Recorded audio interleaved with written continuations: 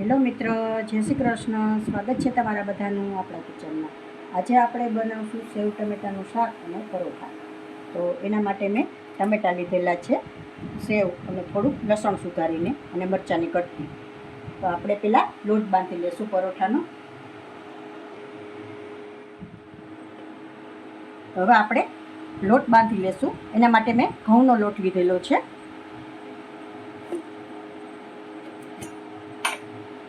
આપણે 2 ચમચા જેટલું તેલનું મણ નાખી દઈશું. આપણે 2 ચમચા જેટલું, 1 ચમચી જેટલું નિમક, 1 નાની ચમચી જેટલું જીરું,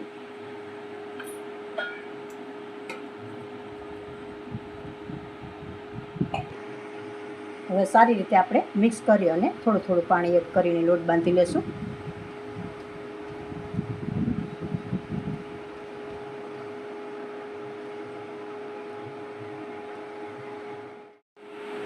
લોટ આપણો બંધાઈને તૈયાર છે. હવે આપણે 5 મિનિટ માટે આને રેસ્ટ આપી દઈશું. ત્યાં સુધીમાં આપણે ટમેટા સુધારી લેશું.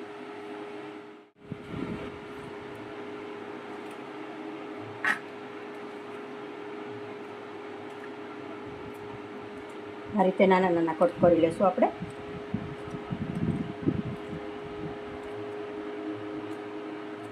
ટમેટા આપણા કટ થઈને તૈયાર છે. હવે આપણે શાકનો વઘાર મારી લેશું. તેલ આપણે 3 ચમચા જેટલું લઈ લેશું. સેવ ટમેટાના શાકમાં પાણીનો રસો થોડો ઓછો હોય છે, તેલનો રસો જ વધારે હોય છે થોડો.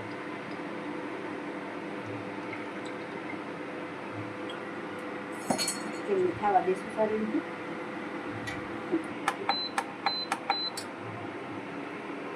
તેલ આપણું સારી રીતે આવી ગયું છે.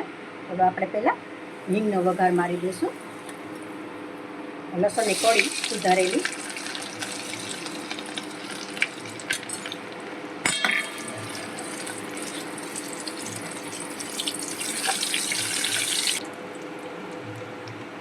એક મોટી ચમચી જેટલી લસણની ચટણી, ટમેટા એડ કરી દઈશું આપણે.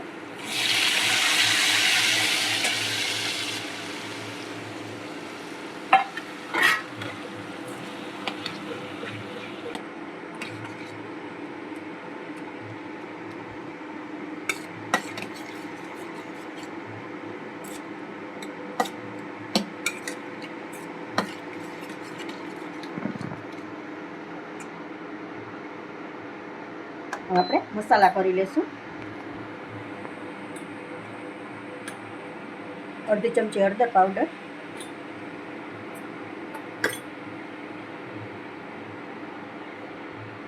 1 ચમચી મરચું પાવડર,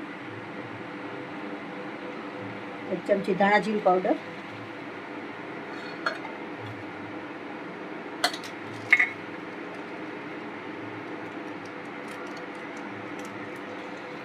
1 ચમચી ગરમ મસાલો,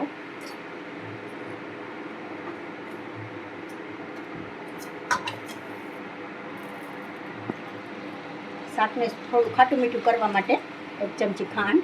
ટમેટા આપણા મેં દેશી જ લીધેલા છે એટલે થોડા ખાટા છે, એટલે થોડી ખાંડ એડ કરી છે. તમને ન ભાવે તો સ્કીપ પણ કરી શકો છો. અડધી ચમચી નિમક એડ કરું છું. ચટણીમાં આપણે લસણની ચટણીમાં હતું એટલે અડધી ચમચી એડ કરું છું. સારી રીતે મિક્સ કરી લેશું. મરચાં કટકી છે એ પણ એડ કરી દઈશું આપણે.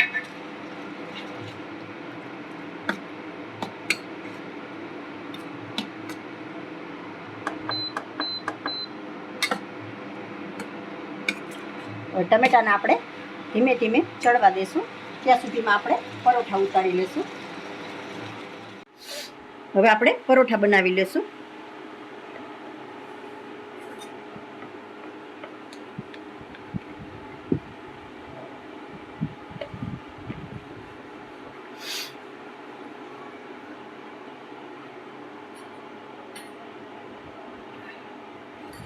થોડું તેલ લગાવીને કરવાથી બહુ સરસ થાય છે, એકદમ પોચા.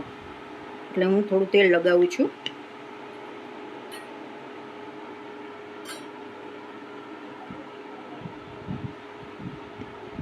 આ રીતે ત્રિકોણ વણી લેશું.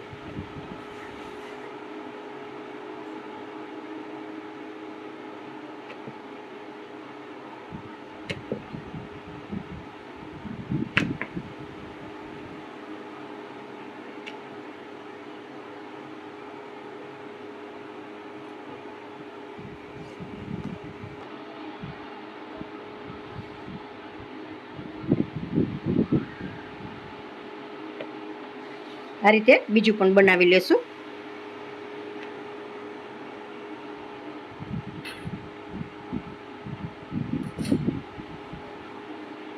આ રીતે વાળી લેશું.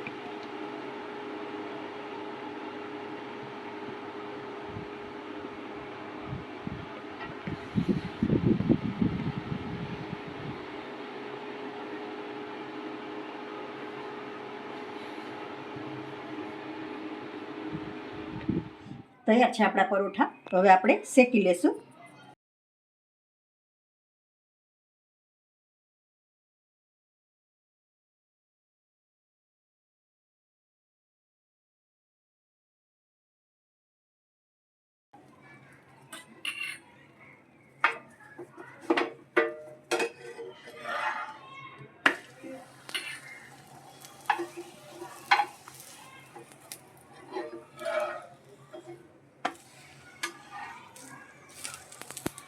વચ્ચે તેલ લગાવવાથી જો સરસ એકદમ પોચા થાય મસ્ત.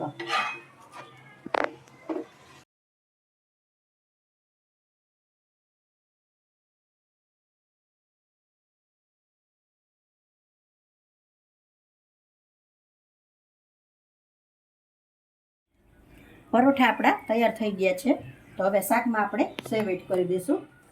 ટમેટા પણ આપણા સારી રીતે સોફ્ટ થઈ ગયા છે. હવે આપણે સેવામાં નાખી દઈશું.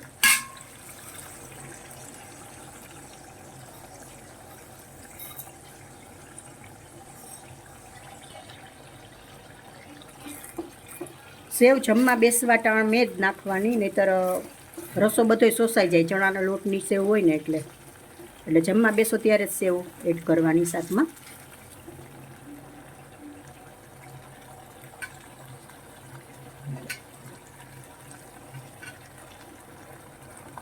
સારી રીતે 2 મિનિટ ચડવા દઈશું સેવને.